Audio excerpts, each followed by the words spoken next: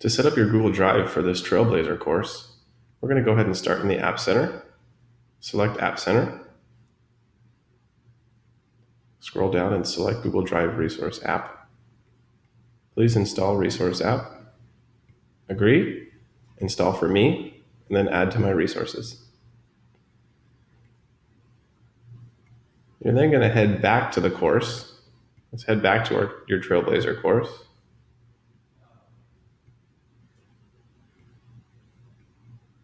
Head back to the App Center.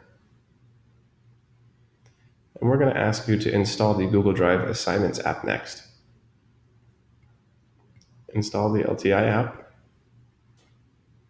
Please select the Flipgrid course that you'd like to install it to, whether it's Flipgrid Trailblazer or Pear Deck Trailblazer. Go ahead and select which course you're a part of and install.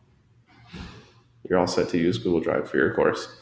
If it at any point asks you to connect your Google Drive to Schoology, please accept all permissions and log in with your Google account.